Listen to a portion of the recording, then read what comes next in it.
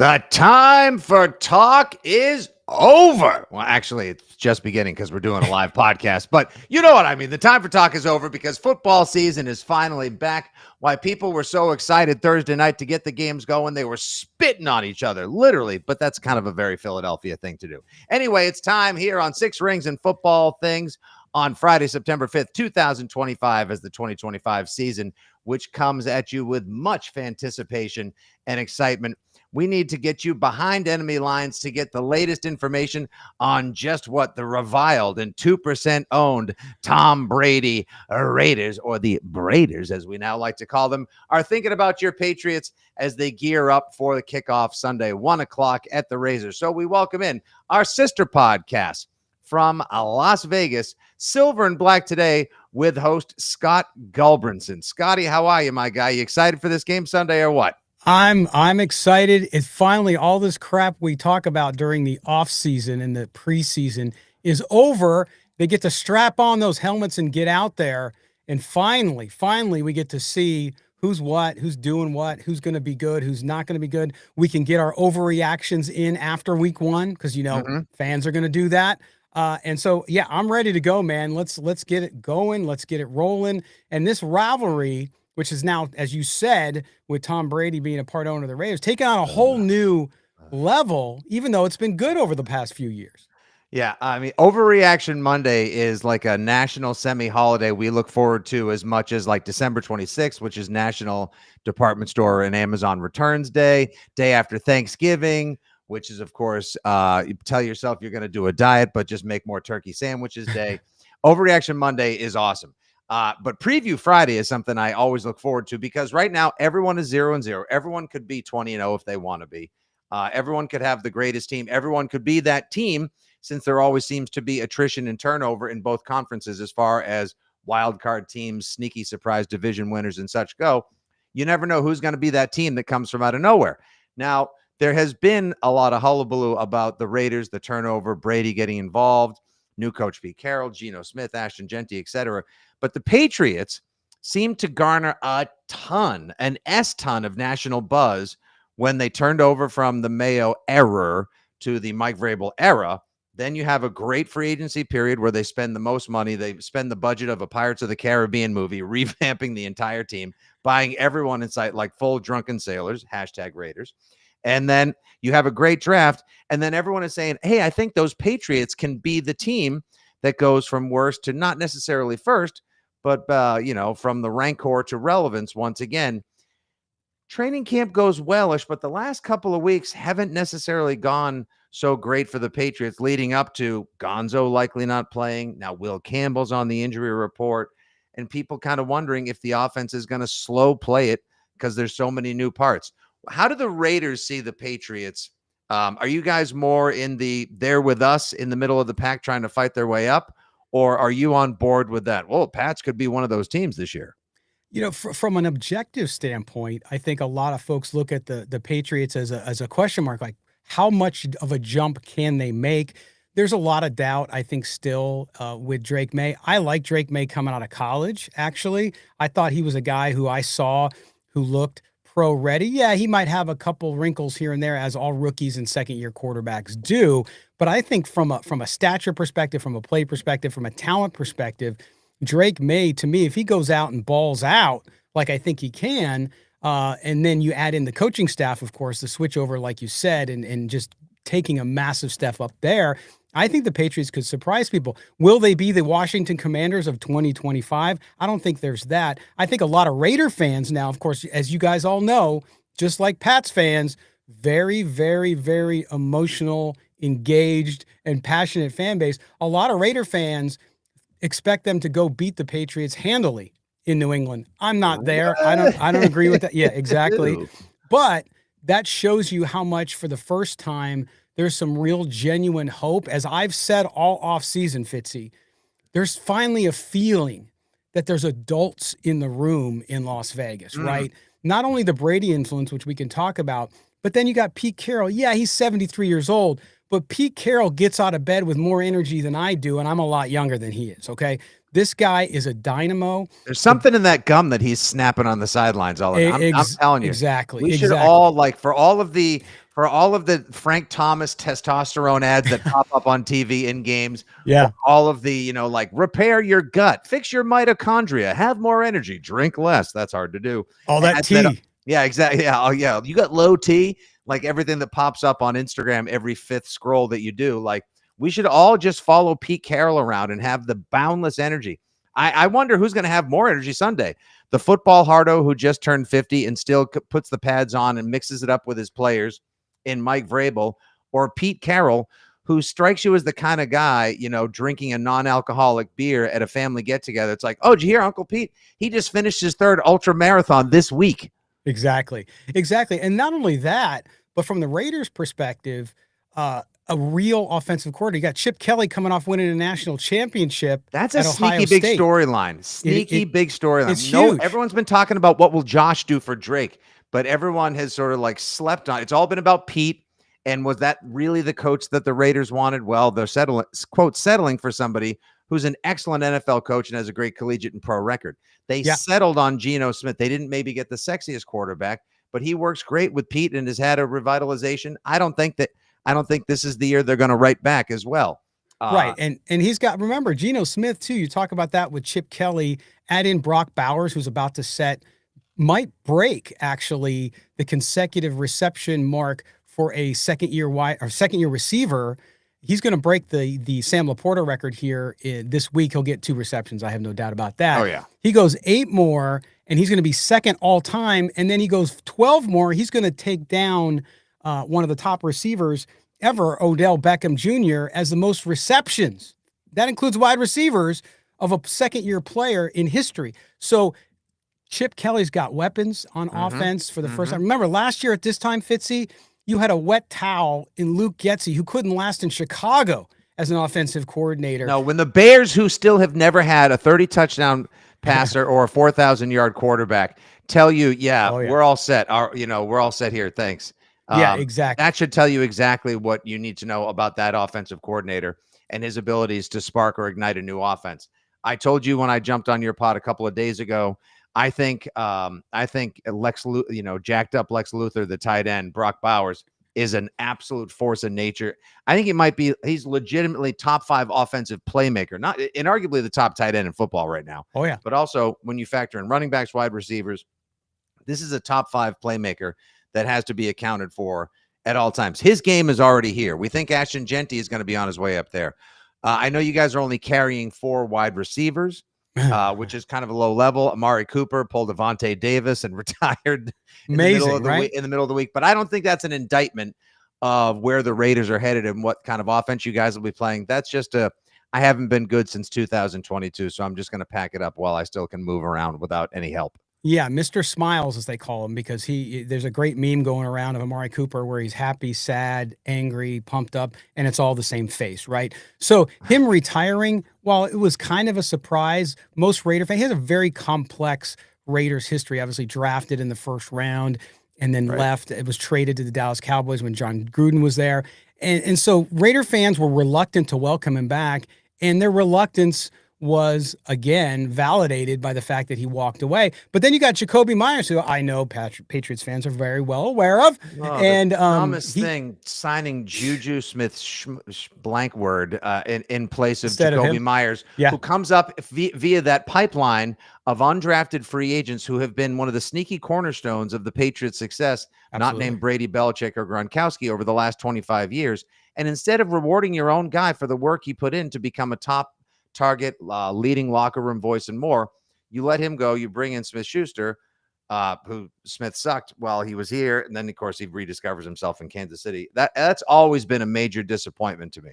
Right. And then Jacoby Myers, deja vu all over again, thank you, Yogi Berra, says this offseason, right towards the end of camp, hey, trade me because you haven't given me a new deal. So there's some discord there. He wants a new deal. The Raiders, at the very least, should give him a big raise for this year. He did get 1,000 yards last year. Juwan Jennings just got a nice little rum topper on his 2025 season cocktail as well. I would do it for Jacoby. He's playing like a wide receiver one. He's not just a complimentary piece anymore. And the way money gets thrown around for these wide receiver ones, like, he deserves a little more. I would have loved to have seen him back in the red, white, blue, and silver, but Hopefully he gets rewarded in Vegas. And I think he alongside Bowers and Genty make for that's a nice little trio right there to build around in this revitalized Tom Brady Raiders going forward. Like good, dependable receiver, awesome tight end, and a running back who may just be able to jump to the moon and blow through hole.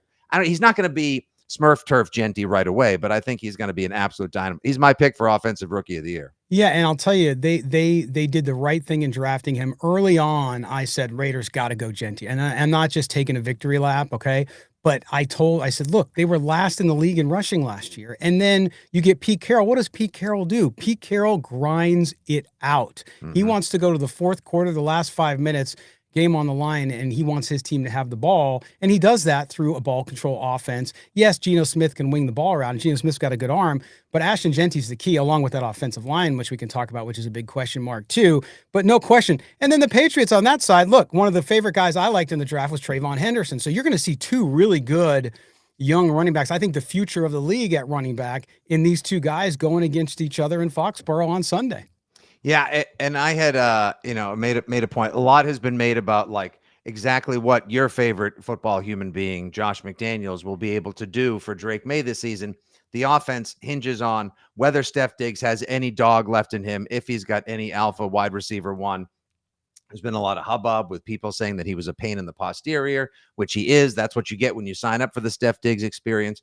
I think, and he's a medical miracle that he's 10 months removed from ACL reconstruction surgery and looks and moves the way that he does. So I think he's going to be great for the offense, great for Drake, and hopefully Josh McDaniels as well. And it's a good thing the Patriots drafted Drake May when they did, because if they waited to scout him this year, they'd be banned from the premises, since Belichick has banned all Patriots scouts from Chapel Bill, which I think is the pettiest.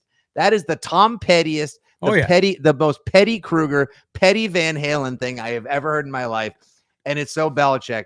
And I just want to keep him at an emotional Heisman's length right now, because there's enough great rivalry between these two teams. Are you saying Mike Vrabel's not going to have his wife down on the field during the game and oh my God, making balloon arcs for the press conference? Oh my God, with Diane Von Sparkle Pants down there going over to Belichick before the game and whispering sweet nothings in his ear.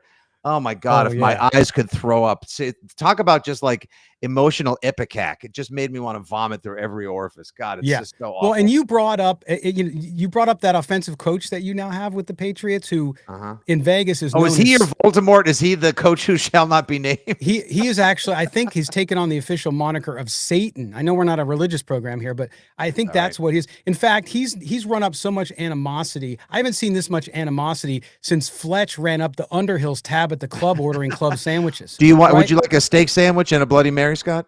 And a steak sandwich and charges to the Underhills. That's right. So yeah. I mean, not such fanimus, if you will, since that's right. Since Charles Wood, since the Michigan on Michigan crime of January 19th, 2002. See, that's what I love about about the fumble, right? The fumble. The tuck rule. I mean, when Brady and Woodson sat down in one of Brady's multi-million-dollar Miami bunkers and kind of admitted, like, yeah, it was a fumble. We all thought it was. But you know what? Hey, listen. That's the way it goes. Franco Harris would probably tell you, like, yeah, it hit the ground. So what? You can't change things now. Yeah, I see. These are all the layers that make this such a great kickoff. Two teams, that are hoping to get to 8-9, 9-8, maybe 10-7. We in not as tough a division as you. The AFC West, I think, is going to be an absolute 20-man WWE, brawl to settle them all this year, just kind of like the NFC North will be as well. And I can't wait to watch. Yeah, no doubt about it. Yeah, the Pete Carroll factor. You got the Tom Brady factor now as well. You got the Josh McDaniels factor, Jacoby Myers as well. And one of the things that I was looking at this week on the radio, I was sort of like posturing that while the Raiders don't necessarily have the 2003 Panthers front line, nor do they have the 2023 Philadelphia Eagles offensive line, they're going to provide a great test for the Patriots offensive line in transition and for the rebuilt and very expensive Patriots defensive line. Now, as far as the Pats offensive line goes, like I said, Will Campbell on the injury report with an ankle. You have two rookies starting on the left side and Jared Wilson, who should be a center, but is playing left guard for now. You've got Garrett Bradbury, who Minnesota was like, all set, check, please. Yeah, thanks so much. Minnesota niced him right out of town. but the Pats were so center desperate, they signed him up. He's undersized. Ryan Wendell 2.0 for Pats fans to remember that deep pull.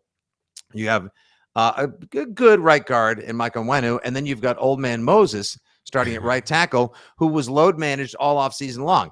Now you throw at these guys the best edge defender, period, flat, end of story, full stop, and Max Crosby, who I know usually plays to the right tackle side, but I wouldn't be surprised if Patrick Graham is like, go ahead and just kind of do what you want to do. And Malcolm Kuntz, an underrated edge defender who can get after it as well. Yeah. Pat's offensive line is going to be tested early and often with overloads and all sorts of tricks that I think Patrick Graham and the Raiders will have up their sleeve. And then on the other side, like I said, that triangle of Jacoby Myers, Brock Bowers, and Ashton Genty, but also your running back room is sneaky deep. You got old man Mostert, who can still bring it and turn on the gas when necessary. Zamir White's a tricky little son of a gun. Yeah. And one of the guys I had a draft crush on was Dylan Laub. Yeah. Who's like another one of these diet Rex Burkhead types who I think can do everything. So if the Pats front is what it has been telling us, or the Mina Kimeses of the world have been professing it can be, you guys will stress it and test it on all levels. Yeah, and I think that's where what's going to be interesting is, despite the skill position guys, you focused on the trenches there, and we all know, you and I have been around the block enough to know that that's where games are won and lost almost every time. But you look at that dynamic with that rebuilt and expensive Patriots defensive front. The Raiders offensive line, let me tell you, yes, they have those weapons. Yes, you got Chip Kelly in that mind with the offense, but you got an offensive line that is mixed up, that you have, of course, Colton Miller just got his deal. He's a guy on the left side, veteran. Then you got Dylan Parham, Jordan Meredith, the new center. You have Jackson Powers Johnson, who is basically just like Chris Farley. You know, I live in a van down by the river. In fact, that's what he dressed up for as Halloween.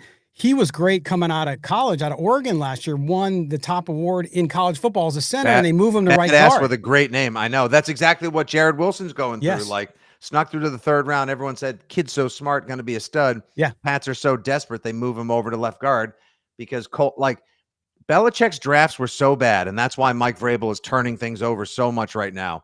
We're not even considering what to do with the bedrooms upstairs or what the roof is going to look like and if there's going to be solar panels. Like, they're still like gutting the basement and pulling out the kitchen, and the drafts were so bad.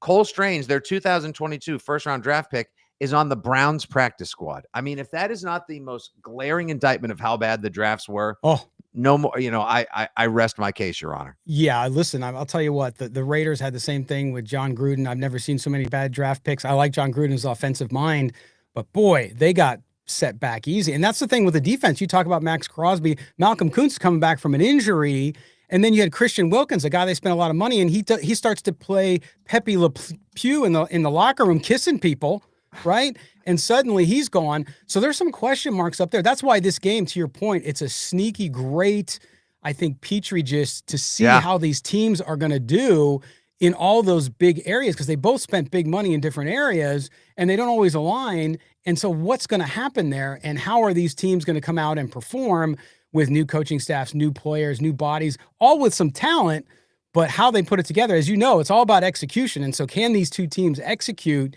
And boy, I think it's going to be a struggle on both sides. It's going to be a close game, and I'm here for it because that's what it's all about. That's what makes it fun for us to watch. Before we get into our score predictions and wrap, give me like one guy on each side of the ball that Patriots fans may not necessarily be familiar with, but who they will definitely spot out on their flat screen television or mobile viewing device on Sunday and say, oh man, that guy's a pain in the ass. I'd never heard of this guy before. Yeah, I'll give you two on offense, both receivers, because they're both young receivers. One third-year guy, Trey Tucker, who came out of the University of Cincinnati, plays in the slot. Fastest guy on the team, one of the fastest guys on the team. And he's a guy they're counting on a lot. Pete Carroll has put a lot of faith in young players on offense and, more importantly, on defense too, which we'll talk about. But Trey Tucker is a guy in year 3 that if you get him in space and Geno Smith can distribute the ball. Raiders haven't had a core. Remember, last time these two teams played, you had the thrilling matchup of Jimmy Garoppolo and Mac Jones, right? So how far both these teams have come at the quarterback I've been position. Begging for an emotional refund on that game. Exactly. When the highlight of the game is Jabril Peppers popping Devontae Adams early in the game for a YOLO fumble, followed by Brian Hoyer steering the path. Like, oh my, and the Yes. Devontae Parker drop. My God, Oh yeah. that So game was Timu brutal. yeah, so Fitzy, so that one, and then a rookie wide receiver who I think could be sneaky good and has kind of flown under the radar, played at Tennessee, Dante Thornton Jr. This guy can fly. And Wow. Pats fans are terrified of people with the last name of Thornton, who they're told is very fast because of the way Taekwon stole our lunch at midnight. Oh yeah. Coming Oh in, yeah. I'm all out on tall, fast Baylor receivers. They don't translate in the NFL. But this kid, 6'5", thin as a rail, apparently, but like runs. He can run like Forrest Gump. He can go after it and get it. Yep. Is there any confidence he's actually going to be a part of the game plan, or is he going to be like a sneaky weapon later on? No, I think he will be, especially now that Amari Cooper has gone off into the sunset.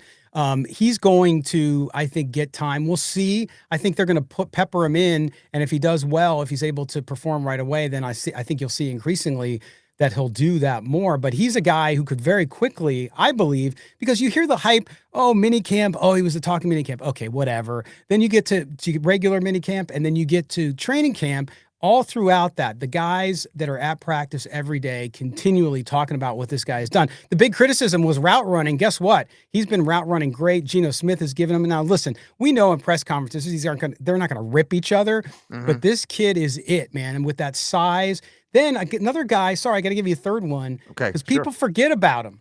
And that is Michael Mayer, the tight end out of Notre Dame. Right. Because everyone is singing the Brock Bowers anthem, Yes. but Michael Mayer, good blocking tight end, like, he's like on Amazon, if you buy Cole Kmet, it may recommend you also purchase Michael Mayer. Right. And you're going to get those two tight end sets in big doses, right? It's like me trying to get to the donut table at church behind two fat ladies, right? It's going to be two big dudes who can not only block. I just want to refill my coffee a little bit. I just want to splash a decaf and a munchkin for the road. Ladies, could we please? God love you. Come on, let's move on.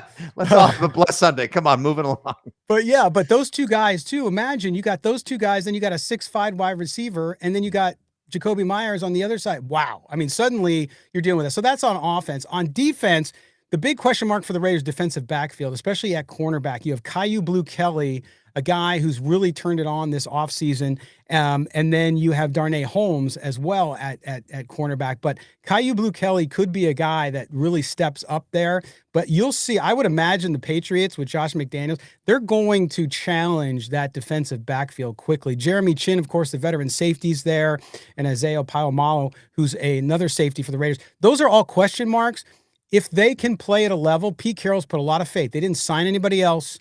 They brought in some veterans, but they are going to go with those guys. So I would watch carefully at the beginning of the game, if you're a Patriots fan, how aggressive Josh McDaniels is going after those guys early.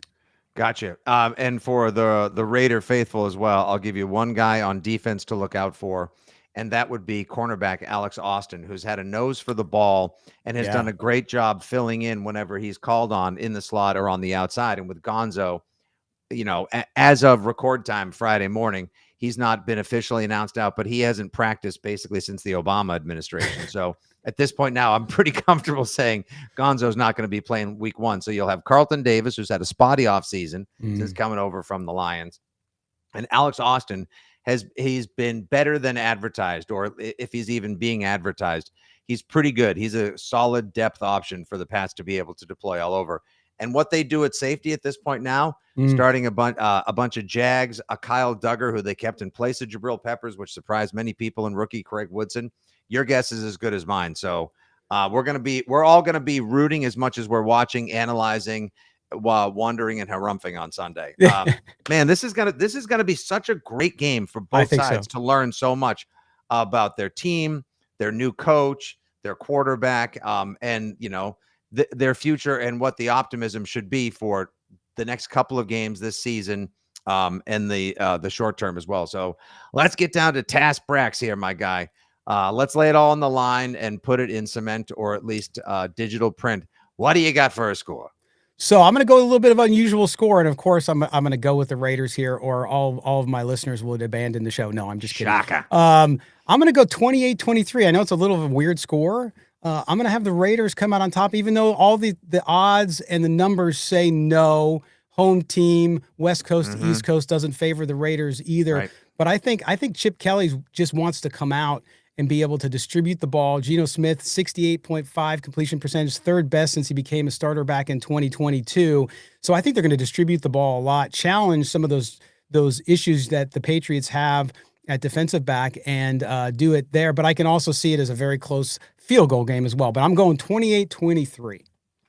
My key player for the New England Patriots on Sunday is also the guy that I have been told for many months now is going to be my new favorite Patriot the second I watch him play meaningful football, and that is former Raider Robert Spillane, the human tackling machine. Yeah, give me 10 seconds on how good a player Spillane is, because I know everyone told me, oh, as soon as Mac Hollins comes over, one fan base weeps as another one rejoices in bare feet. And we all know that he had his best season with McDaniels in 2022. But what makes Spillane so special? He's just an animal, man. He's the kind of throwback football player you love to watch. And Raider fans still are upset that he's gone. I get a lot of listeners and viewers who come on and say, man, we're going to regret not keeping Spillane. Okay, they signed Devin White, another veteran who's kind of had some down years.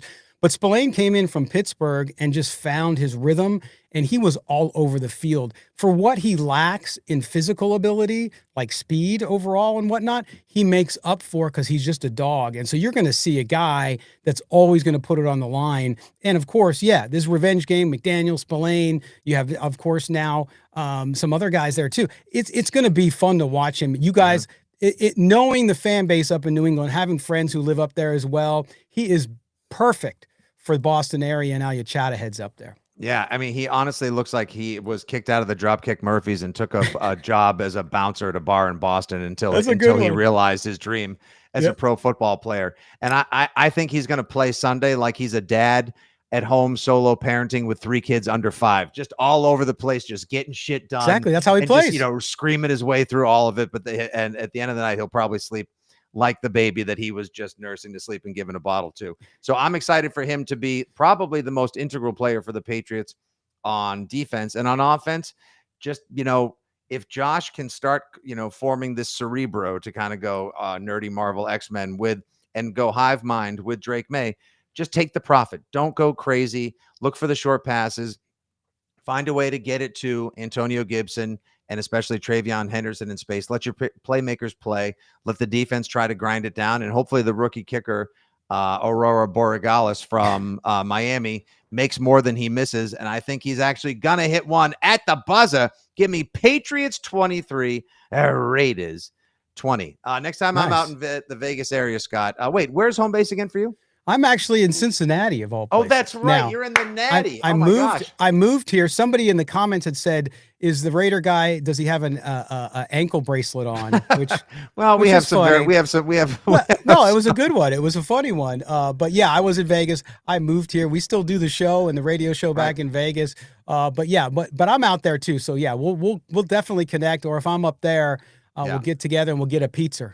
Yeah, and as always, loser buys, whether it's in the natty New England or naughty Las Vegas. There we go. All right, so there you go, folks. There is your official Behind Enemy Lines preview, Odyssey Company sister podcast style between Six Rings and Football Things with your host, your old pal, Nick Fitzy Stevens at FitzyGFY, and the great, mighty, and all-powerful Dirty Raider himself, Scott Gulbransen. You can find him on the socials at LV Gully. Scott, thanks so much again for the time. It was great doing a home and away podcast series with you this week. All the best. And by that, I mean, no crying over spilled milk or Patriots win on Sunday. Okay. Yeah. Fitzy, have a great season. And hello to all the Patriot fans out there. And don't come at me when it ends up being 28-23. For Scott and for everyone at 2400 Sports, Odyssey, and WEEI, this is Six Rings and Football Things Behind Enemy Lines preview of Raiders at Patriots. Thanks for listening, everyone. Make sure you subscribe to both podcasts on Apple Pod, Spotify, iHeart, and, of course, the Odyssey app. Take care. God bless. Happy football. Do not call your doctor if it's big for 4 hours or longer. It's only natural, and you're not going to need to get your little blue pill subscription fulfilled anytime soon because football is back in our lives, and we love it. Good day. God bless. And as always,